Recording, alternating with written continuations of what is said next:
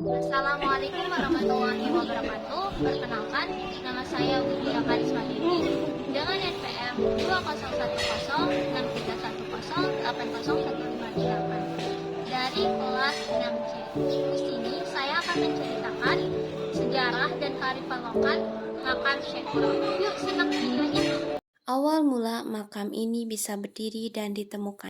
Makam Syekh Kuro ditemukan oleh utusan Kesultanan Cirebon yang bernama Sumarja. Beliau diperintahkan untuk mencari makam Syekh Kuro, dan disitulah Sumarja pergi dan meninggalkan Cirebon menuju ke arah barat. Sampailah di Karawang, tepat pada malam Sabtu Kliwon akhir bulan Syakban sampai ke Pulau Bata. Sampai di Pulau Bata. Pulau Bata ini hanya hutan belantara. Tetapi Sumarja ini melihat cahaya di dalam hutan dan dengar suara mengaji.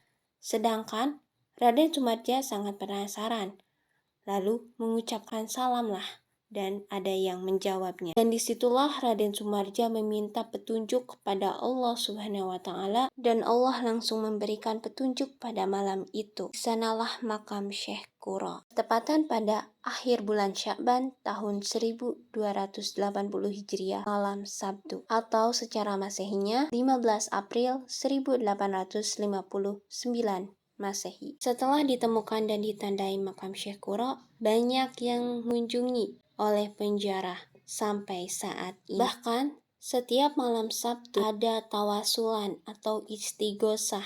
Untuk apa tujuannya? Yaitu untuk mencari wasilah orang-orang yang sudah meninggal, yang sudah mengenalkan kita kepada agama Allah Subhanahu wa Ta'ala, seperti para wali atau nabinya, dan mencari keberkahan.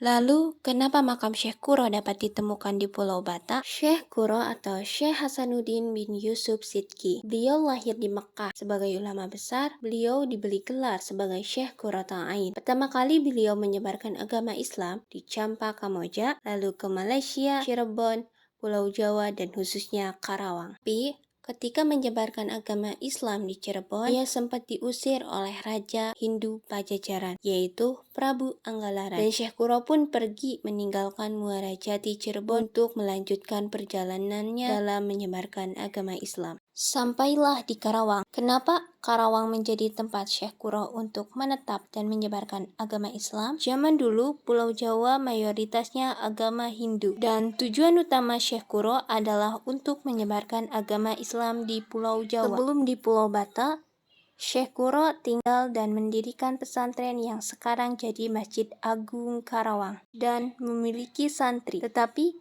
santri tersebut dipecah lagi untuk menyebarkan agama Islam di Pulau Jawa lainnya. Pesantren tersebut diserahkan kepada Syekh Abdurrahman. Syekh Kuro pun melanjutkan perjalanannya sampai di kampung Pulau Bata dan tinggal di Tembukan Bata, dan sekarang menjadi simbol kampung Pulau Bata. Pulau Bata pun menjadi tempat tinggal dan makam Syekh Kuro. Semua cerita tentang kearifan lokal dan sejarah makam Syekh Kuro.